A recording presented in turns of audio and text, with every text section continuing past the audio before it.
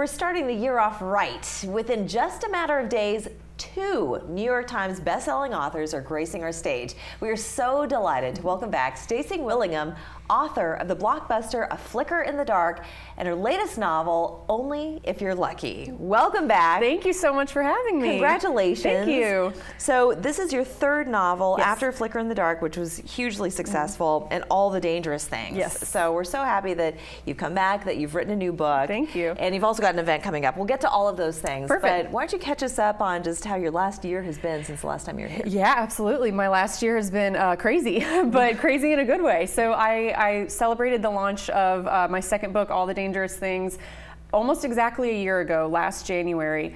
And that book took me all over the country on tour. It was incredible, and I was simultaneously writing what is now my 3rd thriller, Only If You're Lucky, that is coming out on January 16th. So yeah, we've just been preparing for that publication. I'll be on tour in the next couple weeks and kicking it off right here in Charleston. That's wonderful. And tell us, as an author, what is it about the thriller genre that captivates you? There's so much about thrillers that I love. I think the 2 main things are I love writing twists. For anyone who enjoys putting together a puzzle, for me, writing a thriller and writing the twist is kind of like creating my very own puzzle, and I like to see if I can stump the readers. And the other thing is I've always loved psychology.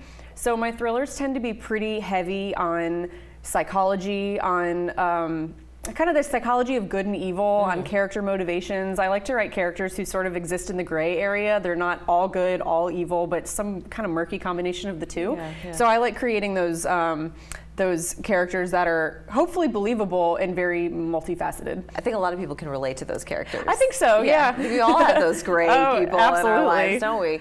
And your first book, it was so hugely successful. You go on to Amazon, you've got tens of thousands of positive reviews. So as a writer who has just come out onto the scene and made such a splash, what kind of a feedback is that for you to just keep writing and doing what you do? It's incredible. I mean, it's a dream come true, honestly. When you publish a book, it's a pretty vulnerable experience. You don't know what people are going to say. You don't know how they're going to react. But I've been lucky that you know, for A Flicker in the Dark and All the Dangerous Things. And thankfully, the early reviews for Only If You're Lucky have also been really positive. And I've been met with mostly nothing but encouragement. And people are kind of hungry for whatever I'm writing next, which has been incredible. But yeah, every year when I release a new book, it's scary because you never know what people are going to think. Of course, yeah. But you're birthing something that you hope that the world's going to love. Absolutely.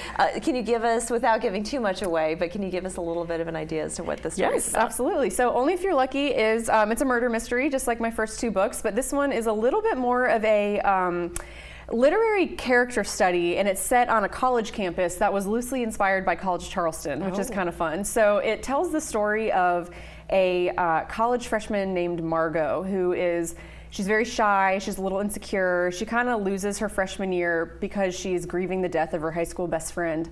And at the end of the year, she's approached by a girl who lives down the hall named Lucy, who is the opposite of her in really every way. She's confident, she's outgoing, she's always sort of the center of attention.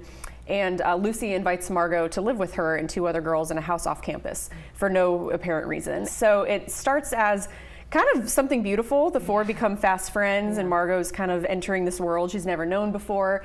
And then it quickly goes south when the fraternity boy who lives next door is murdered, and Lucy goes missing without a trace.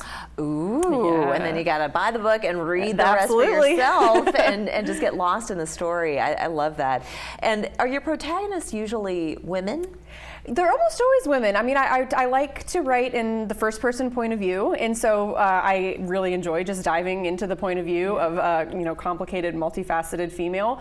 But what's interesting about Only If You're Lucky is my first 2 books, A Flicker in the Dark and All the Dangerous Things, the protagonists were women in their 30s, just like me. Margot is a teenager. She's a sophomore in college, so it was different to kind of jump into her head, but it was fun kind of visiting that time of my life and remembering what it was like to kind of be a new kid at school, those insecurities, the importances of trying to find your place and fit in and things like that. Yeah, absolutely, absolutely. And you do have an event coming up, so we want to make sure that we talk about that. And this is going to be a special way for people to get up close and personal with you, to meet you in the flesh, and to get a book that is not yet released. Yes. All right, so the actual release is happening on January 16th. Yes. But folks do get a sneak peek if they come to this event. Yes, correct. So I am just honored to be a part of Mary Alice Monroe's Wild Dunes author event and weekend. And the main event is that Sunday, January 14th, but on Saturday, January 13th, they're throwing me a kind of special book launch party. So it's at 10 a.m. There's only a handful of tickets left. And it's a morning mimosa talk. So a ticket will get you access to a mimosa bar, a coffee bar, a talk between myself and Polly Buxton, the owner of Buxton Books.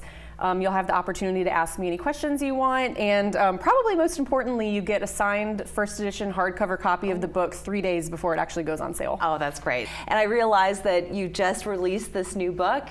Are you working on your next? Yes, I'm always working on my next. Yes, so my next thriller, it's another thriller. It'll be out sometime in 2025.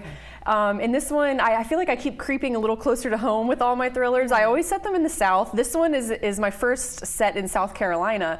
And my fourth that I'm working on right now is set, I can't give too much away, but it's set very close to home. So I'm excited about it. Good. All right. I like that. Yeah. You've left us wondering. Perfect. Thank you so much, Stacey. Thank you for having me. Congratulations again. Thank you. We're back after this.